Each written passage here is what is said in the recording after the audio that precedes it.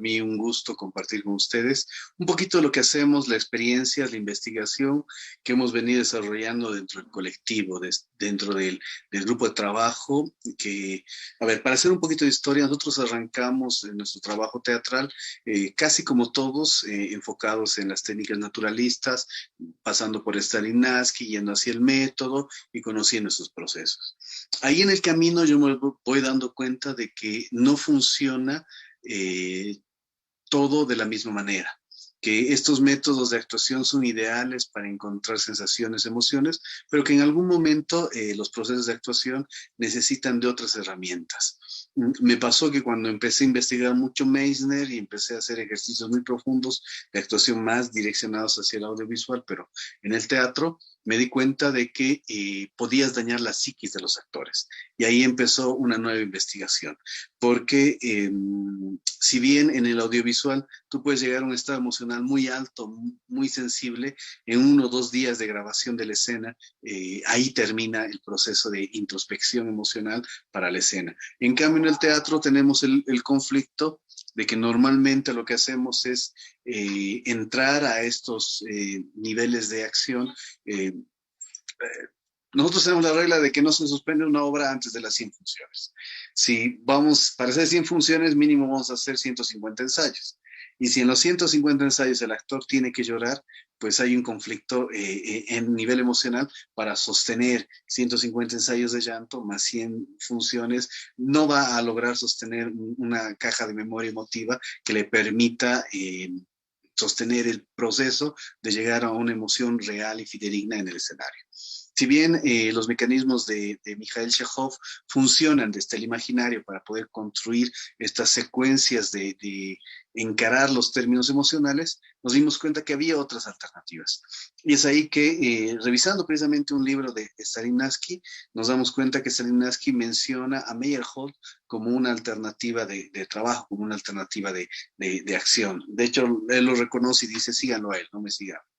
Es ahí que nosotros nos ponemos a investigar mucho sobre el BIOS, sobre la biomecánica de la acción y cómo podemos desde el BIOS encarar la interpretación desde una visión corporal.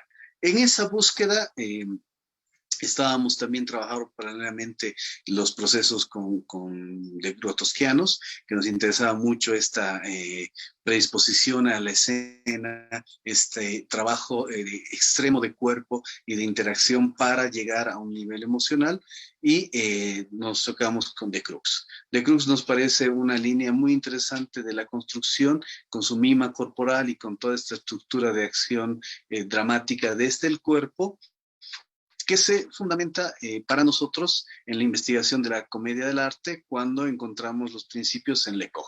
Entonces ya se vuelve una diferencia, porque empezamos a ver a Lecoq como base de acción, empezamos a entender que los procesos grotowskianos nos permiten encontrar a Lecoq en De Crux y que estos se juntan en Meyerhold en la biomecánica.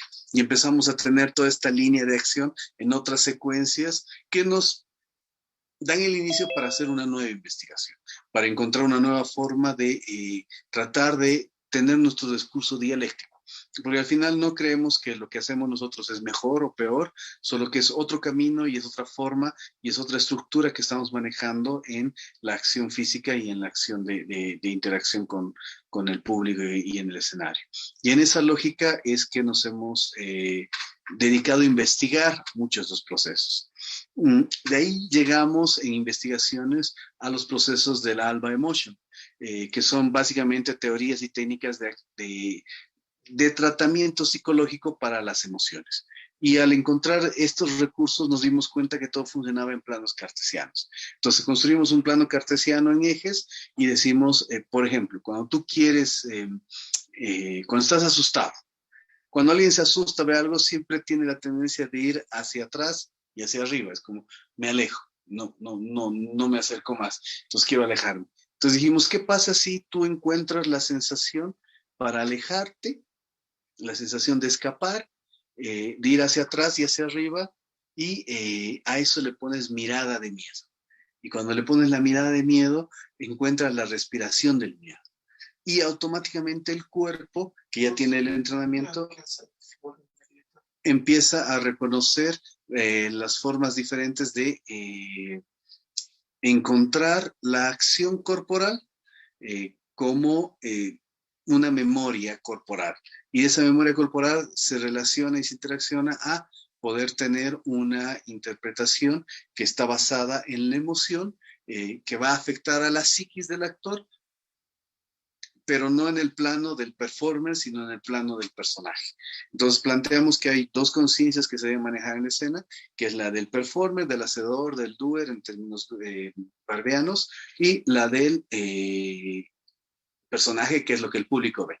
Entonces este desaparece ante el público, pero esta conciencia es la que va a regular los niveles de emociones del público, porque para nosotros el público vive por única vez en la representación la emoción. Haciendo esa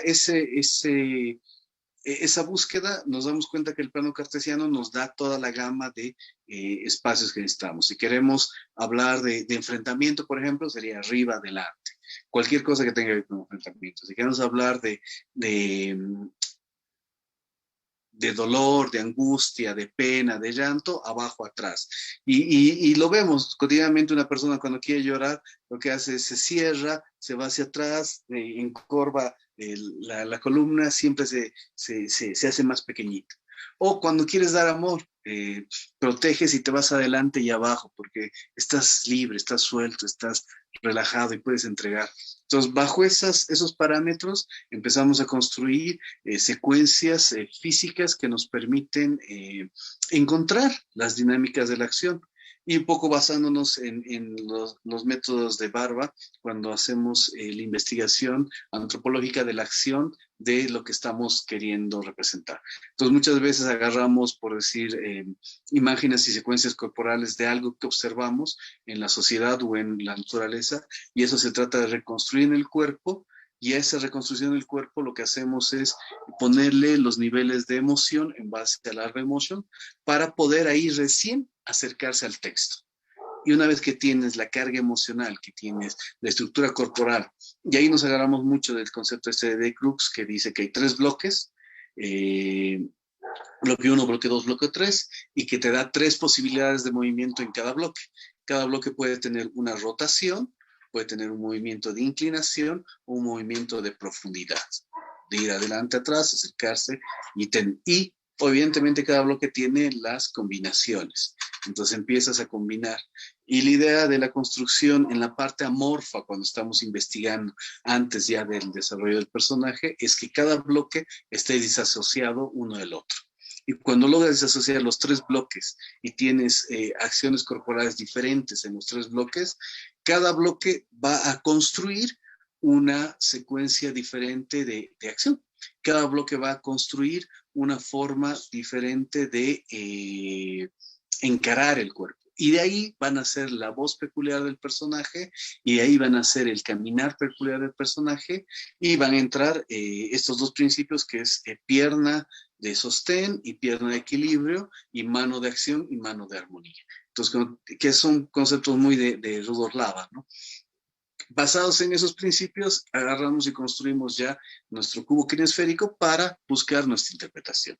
Yo sé que así en teoría se siente muy, muy mezclado, muy teóricamente mezclado, porque son muchas corrientes unidas, pero esto nosotros lo logramos afianzar en base a principios stanislavskianos con las preguntas. Volvemos a las preguntas base en la construcción del personaje.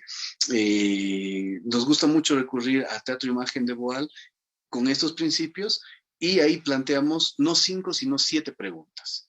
Nos planteamos 7 preguntas que nos ayudan a descubrir el personaje. Obviamente el quién, porque no podemos construir un personaje sin saber quién es el que está en escena. Una vez que lo descubrimos y tenemos el quién, podemos ya asumir un personaje. Después de asumir este quién, nos enfocamos en el tiempo, en la acción, en el lugar. ¿Dónde y cuándo? Tenemos claro quién, dónde y cuándo. Ahí tenemos nuestra situación dada, nuestra realidad base, o en términos de impro, nuestro crazy town está determinado, ya sabes por qué lado te vas a manejar. Una vez que manejas estos principios, recién vas a lo importante que sería el qué, la acción, el verbo. Sabemos que no existe el teatro si no hay acción. Entonces, ahí enfocas el verbo, pero el verbo no puede existir sin que tenga los otros parámetros primero determinados. Cuando ya has hecho este proceso de construcción física y de intención del personaje, vienen las cargas emocionales, que tienen que ver con el por qué, que está relacionado a todo el antecedente, de dónde está llegando el personaje para construir y llegar a esta situación, a esta escena, a este estado. Y el para qué, que es el futuro, que es a dónde va, que tiene que ver con el objetivo del personaje, con el metaobjetivo de la escena y con el metaobjetivo de la obra. Entonces eso se va ligando, uniendo para que podamos nosotros determinar y entender cómo hacemos esta correlación del personaje y de la puesta en escena. Y al final, la última pregunta, la séptima, que en realidad es la única que en verdad importa, que es el cómo. El cómo termina siendo la carga emocional con la que va a salir el proceso de interpretación. Y ese cómo lo manejamos siempre en tres niveles. Porque entendemos que cada escena tiene que tener una transformación, entonces tiene un nivel con el que llega, que es una carga específica. El segundo, la regla 3 sería el estado de transmutación que tiene el personaje, y el último, el estado en el que sale el personaje de la escena y cómo cambia su hacer en la escena hacia la puesta general que estamos buscando. Básicamente ese es como todo en términos ecuatorianos sería el sancocho, la sopa mezclada que usamos para la construcción de nuestros personajes, como técnica muy específica nuestra, ¿no? como una búsqueda que está netamente supeditada a ciertos estudios e investigaciones que hemos hecho. Lamentablemente no hemos podido tener un acceso muy fuerte a técnicas latinoamericanas, fuera de la de Santiago García con Teatro Calle, con la de Augusto Boal, con Teatro Lo Oprimido, y más bien nos hemos sustentado mucho en principios como los de Artud, con Teatro de la Crueldad, usándolos como herramientas para la construcción de nuestras puestas en escena. Entonces es como, realmente es una mezcolanza, donde no tratamos de ser puristas, tratamos de usar todos los principios de las diferentes técnicas en función a lo que necesite la escena y en función a lo que requiere el personaje. Pero siempre desde esta base conceptual de la creación del personaje y de la creación de la escena. Ahí cabe recalcar que nosotros el 90% de los trabajos los creamos y el 10% son de texto. Entonces estamos muy enfocados en los procesos de investigación y creación porque entendemos que hacemos teatro para decir, denunciar, criticar algo que sentimos que socialmente está mal, no personalmente ni individualmente. Tiene que ser algo que a la sociedad le esté dañando.